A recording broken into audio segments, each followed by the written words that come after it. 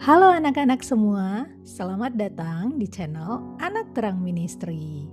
Di video kita kali ini, kita akan dengar cerita Alkitab dengan tema kebiasaan baru. Sebelumnya, kakak mau bertanya sama kamu semua. Di antara kamu punya kebiasaan apa ya? Ada yang mungkin punya kebiasaan membaca buku, mungkin punya kebiasaan membantu papa mama, atau mungkin ada yang punya kebiasaan main HP seharian. Nah, kamu bisa identifikasi ya, bisa lihat apakah itu kebiasaan baik atau kebiasaan buruk ya. Tentunya setiap kebiasaan kita itu punya dampak. Kalau kamu punya kebiasaan yang baik, misalnya kebiasaan membaca buku, kamu akan mendapatkan pengetahuan lebih banyak, jadi anak yang lebih pintar. Begitu juga kalau misalnya kamu seorang yang punya kebiasaan gosok gigi sebelum tidur dan gosok gigi waktu pagi hari, kamu akan mempunyai gigi yang sehat. Nah, begitu juga ketika kamu itu punya kebiasaan buruk, misalnya main HP seharian. Tentunya ada dampaknya ya. Salah satunya adalah mata kamu akan jadi rusak. Begitu juga dengan otak kamu. Lama-lama itu jadi sulit konsentrasi dan sebagainya. Nah, anak-anak, di cerita Alkitab kita hari ini, kita mau dengarkan satu tokoh Alkitab yang mempunyai kebiasaan baik bersama dengan Tuhan. Bahkan kamu tahu, ketika ada keadaan yang sulit, banyak tantangan, dia tetap melakukan kebiasaan baiknya. Kita akan dengar cerita Alkitab di dalam kitab Daniel 6 ayat 1 sampai yang ke-23. Dalam kitab Daniel diceritakan kalau Daniel saat itu sudah umur 70 tahun, kurang lebih ya. Jadi saat itu Daniel itu sudah tua dan dia tinggal di negeri orang asing. Jadi saat itu Daniel dan juga ada beberapa temannya itu ditawan. Nah, mereka itu sebenarnya orang Israel, tetapi mereka itu tinggal di kerajaan Media Persia. Karena saat itu orang Israel kalah dari kerajaan Media Persia. Nah, terus habis itu karena kalah, kemudian ada orang-orang Israel yang dianggapnya bagus, pinter, dibawa ke kerajaan Media Persia untuk kerja di sana. Nah, salah satunya itu adalah Daniel. Nah, saat itu Daniel sebenarnya sudah agak lama di Media Persia. Dan saat itu ketika Daniel sudah tua, Daniel itu hidup di bawah pemerintahan Raja Darius. Raja Darius ini adalah Raja Media Persia.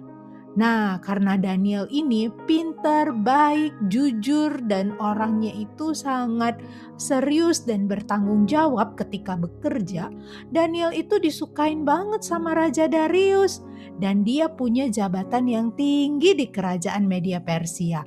Bayangin ya anak-anak, walaupun dia itu adalah orang asing ya, sebenarnya dia bukan orang asli di sana, tetapi dia sangat dipercaya. Karena Daniel ini adalah seorang yang cinta Tuhan, dimanapun dia berada, dia menjadi orang yang bekerja dengan baik. Karena dia bekerjanya bukan untuk rajanya aja, tapi dia bekerja untuk Tuhan.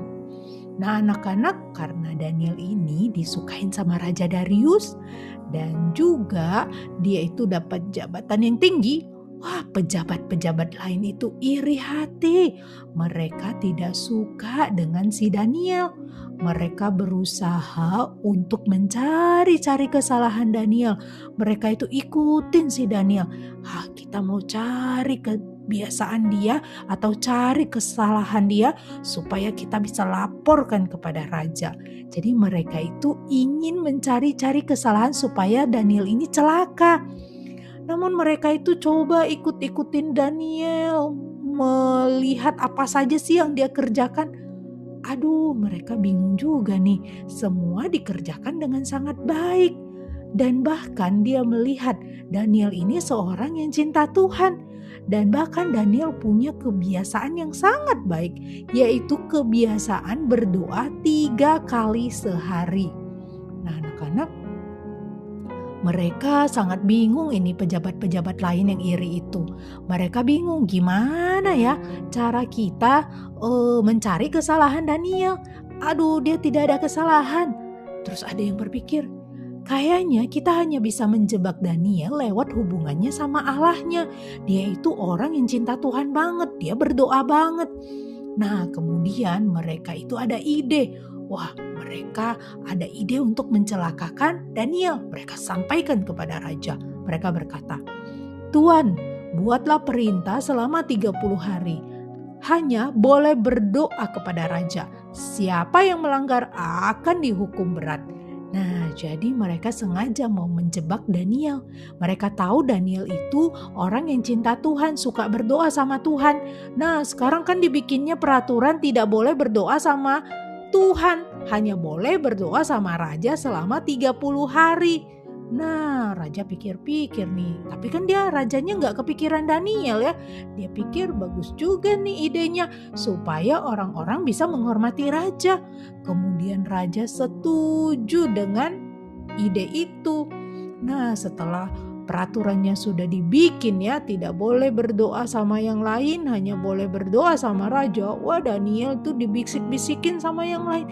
Daniel katanya gak boleh berdoa sama Tuhan kamu lagi loh selama 30 hari. Kamu itu harus cuman boleh berdoanya sama raja. Nah, kemudian ketika dengar berita itu Daniel mikir-mikir, aduh gimana ya, ini 30 hari. Apa 30 hari gak usah berdoa aja ya sama Tuhan ya?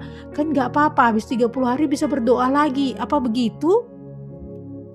Anak-anak, Daniel ini adalah seorang yang cinta Tuhan banget. Nah, di tengah halangan yang ada, di tengah tantangan dan kesulitan yang dialamin, ternyata Daniel tetap dengan kebiasaannya. Dia tetap berlutut berdoa sama Tuhan 3 kali dalam sehari. Nah, pejabat-pejabat yang iri itu berusaha untuk melihat Daniel dan ketangkap benar Daniel berdoa sama Tuhan, bukan berdoa sama raja. Mereka cepat-cepat laporkan kepada raja. Disitulah mereka bilang, "Nah, raja, lihat tuh Daniel, gak benar dia. Dia itu bukan berdoa sama raja, dia malah berdoa sama Tuhannya. Dia gak taat aturan. Ayo, dia harus dihukum." Nah, raja itu sebenarnya sedih banget. Dia gak tahu ternyata Daniel itu seorang yang cinta Tuhan banget. Sampai-sampai dia tidak takut dihukum berat.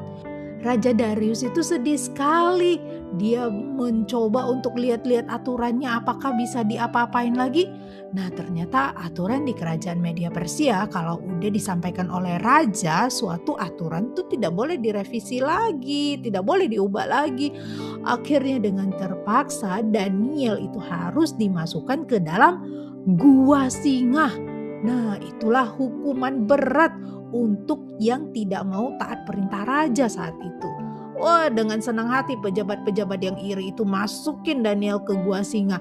Mereka ketawa dan mereka senang sekali. Disitulah Daniel dimasukin dan akhirnya ditutup guanya. Dan tidak ada yang bisa kabur dari singa-singa yang kelaparan itu. Anak-anak, Raja Darius itu sedih banget. Semalaman dia kepikiran terus sama Daniel. Dia sebenarnya sedih ada pejabat yang dia sayang banget, yang dia percaya banget harus meninggal. Dia takut, tapi di sisi lain dia tetap ingat kalau Daniel ini seorang yang cinta Tuhan. Dia berpikir, apakah Tuhannya Daniel bisa nolong ya? Siapa tahu bisa ya. Makanya cepet-cepet pagi-pagi hari dia lari ke gua itu dan dia buka gua itu. Dia suruh pegawainya buka ya, pelayannya buka. Kemudian dia teriak-teriak, Daniel, Daniel, apakah kamu masih hidup? Gitu ya. Nah, harusnya kan mustahil ya kalau misalnya dimasukin ke gua singa yang lagi lapar-laparnya itu untuk bisa hidup lagi. Namun Daniel menjawab rajanya dari bawah. Dia bilang, Tuhan telah mengutus malaikatnya untuk menjaga aku, Raja. Nah, jadi Daniel itu tidak mati. Justru itu singa-singa tidak makan Daniel. Dia itu tidak melakukan apa-apa kepada Daniel. Karena apa? Karena ada malaikat Tuhan yang menjaga Daniel. Bahkan di dalam gua singa itu Daniel berdoa sama Tuhan. Anak-anak, kebiasaan baik Daniel itu dilakukan setiap waktu.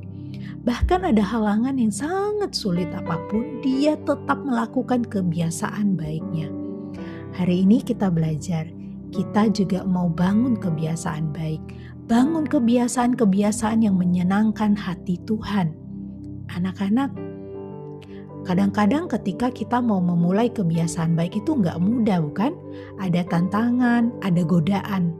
Misalnya, mau datang ke gereja setiap hari Minggu, itu kan kebiasaan yang baik. Tapi kadang banyak tantangan, bukan? Misalnya, kita itu diajak teman kita main games. Kita diajak teman kita itu untuk pergi, naik sepeda, main-main keluar. Kita mungkin merasa kayaknya lebih enak main game daripada pergi ke gereja. Tapi kita tahu padahal itu adalah kebiasaan baik. Begitu juga kebiasaan misalnya membaca Alkitab, kebiasaan belajar, kebiasaan membantu orang tua, kebiasaan berdoa. Itu adalah kebiasaan-kebiasaan yang menyenangkan hati Tuhan. Kamu juga bisa pikirin contoh kebiasaan-kebiasaan lain ya. Hari ini kita belajar. Kebiasaan baik itu selalu ada tantangannya. Namun kita mau belajar seperti Daniel. Walaupun ada tantangan yang besar, kita tetap mau percaya sama Tuhan. Tuhan akan tolong dan pimpin kita.